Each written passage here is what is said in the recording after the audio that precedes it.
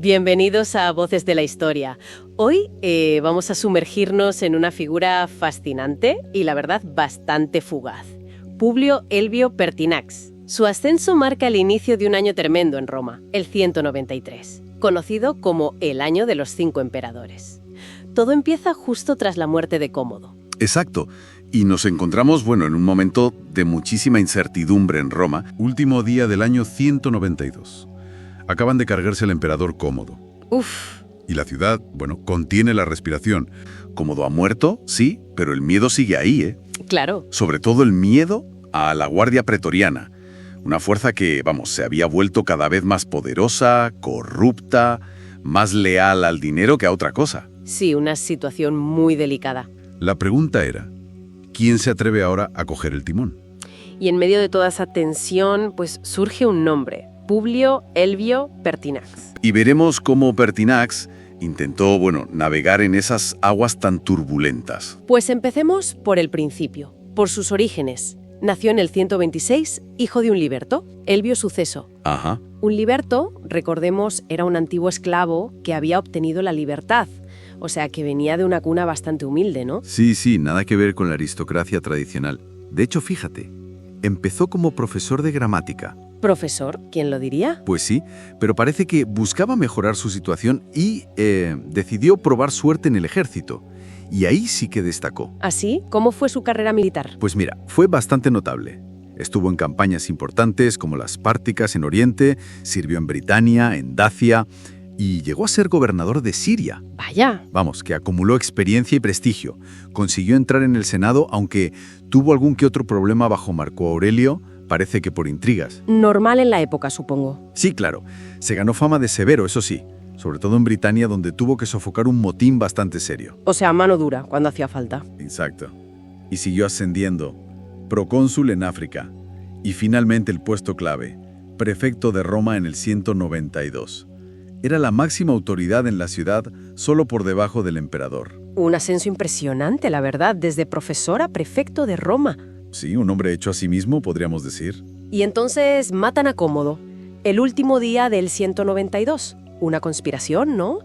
Con Leto, el jefe pretoriano, Marcia, Ecleto. Sí, y hay sospechas, nunca confirmadas del todo, de que Pertinax podría haber estado al tanto, o al menos no hizo nada por evitarlo. Interesante. Y ahí es proclamado emperador. Pero hay un detalle que comentabas antes. Sí, y es muy revelador. Antes de ir al Senado a buscar la legitimidad, tradicional, ¿Qué hizo? se fue directo al campamento pretoriano, a buscar su apoyo, y les prometió una auténtica fortuna, 12.000 sestercios por cabeza. ¿12.000 sestercios? ¡Una barbaridad! Claro, eso demuestra dónde estaba el poder real en ese momento, o al menos dónde creía Pertinax que estaba. Ya no bastaba con el Senado. Eso ya nos dice mucho, ¿verdad? Muchísimo. ¿Dónde estaba el poder real? No en el Senado, que, seguro que respiró aliviado al ver a uno de los suyos ahí. Claro, pensaban, por fin vuelve el orden, ¿no? Como en los viejos tiempos de los antoninos, esa época dorada. Quizás un poco ingenuos. Un poco. Sí, porque Pertinax encuentra un panorama desolador. Las arcas del Estado vacías. Apenas 1 millón de sestercios. 1 millón. Nada. Una miseria para un imperio. El legado de Cómodo era un agujero negro fiscal. Todo despilfarro y corrupción. Entonces, con esa quiebra encima de la mesa, ¿qué hace? ¿Cuáles son sus primeras medidas? Tuvo que ponerse las pilas rápido y tomar medidas drásticas. ¿Cómo cuáles? Pues organizó una gran subasta pública. Vendió todos los lujos de Cómodo. Esclavos exóticos, concubinas, objetos de valor. Para sacar dinero de donde fuera. Claro. Recortó gastos de palacio, devolvió propiedades que Cómodo había confiscado injustamente, aunque cobrando una pequeña tasa, eso sí. Bueno, algo es algo. Intentó asegurar el suministro de grano a Roma sin especulaciones, pagó sueldos atrasados. Priorizó el interés del Estado.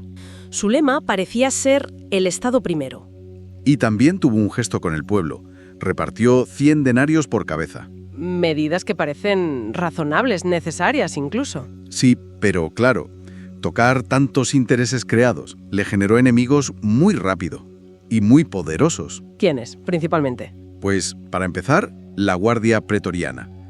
Estaban acostumbrados a la indisciplina de Cómodo, a recibir recompensas, Y de repente llega este emperador austero, exigiendo disciplina. No les gustaría nada. Nada. Se dice que les dio como contraseña militemus, que viene a ser luchemos o seamos soldados.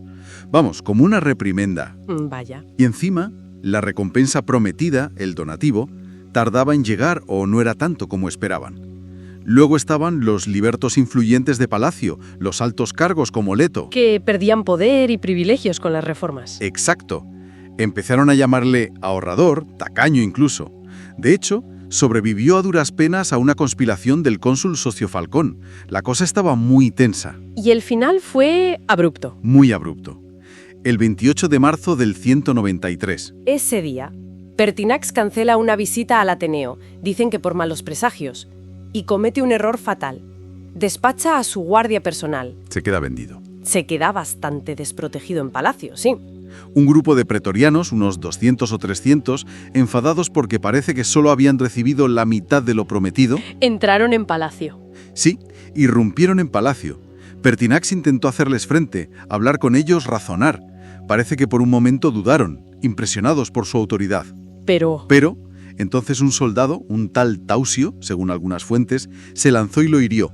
Y ahí se acabó. y al final, su ayuda de cámara, un tal Ecleto, intentó defenderle y también murió. Cuentan que se cubrió la cabeza con la toga, ¿no? Como César. Sí, eso dicen algunas crónicas. Un gesto final de dignidad. ¿Y la humillación final no acabó ahí? No. Le cortaron la cabeza, la clavaron en una pica y la pasearon por toda Roma. El caos fue inmediato. Me imagino. Y fíjate, había sido previsor. Rechazó títulos imperiales para su esposa Flavia Ticiana y para su hijo, quizás para protegerlos. Tuvo silbido visto lo visto. ¿Y después? El caos, supongo. El caos absoluto. Lo más vergonzoso fue lo que hicieron los pretorianos. Subastaron el trono. Literalmente. ¿Al mejor postor? Subastaron el imperio. Tal cual. Y lo compró un senador rico, Didio Juliano. Obviamente, esto no podía durar. Desencadenó una guerra civil. El famoso Año de los 5 emperadores. Exacto. De esa guerra saldría victorioso Septimio Severo. Y él sí reconoció a Pertinax, castigó a sus asesinos y promovió su deificación, que el Senado lo declarara Dios. Así que al final tuvo un cierto reconocimiento póstumo. Sí, pero su historia es la de un intento fallido, ¿no? Un reformador honesto que llegó en un mal momento, o quizás en un momento en que Roma ya no quería ese tipo de reformas. Es como si su visión de restaurar la grandeza chocara de frente con una realidad. Bueno, una realidad que ya apuntaba al declive. Totalmente. Su asesinato no es solo un crimen más, es un símbolo. El poder militar ya mandaba sin disimulo y se abría la puerta a un siglo de inestabilidad brutal, la crisis del siglo III. Aquello de negarse a dar títulos imperiales a su mujer y a su hijo diciendo cuando se lo merezcan. Pertinax parece un intento honesto, casi trágico, de frenar la decadencia. Su fracaso, su asesinato, nos deja una pregunta incómoda ahí flotando. Totalmente. ¿Estaba Roma ya tan enferma, tan hundida en la corrupción, tan dependiente del poder militar, que era incapaz de aceptar una cura? ¿O es que ya no quería ser curada? Queda esa imagen de un hombre justo, quizá, cuya honestidad fue, en cierto modo, su condena.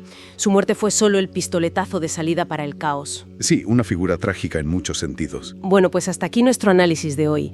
Si este relato os ha interesado, dadle a like y suscribíos a Voces de la Historia para seguir caminando juntos por estas calzadas del imperio. Todavía nos queda mucho por explorar en el ocaso de Roma. Exacto. Hasta pronto. Nos vemos por las calzadas que llevan al ocaso de Roma.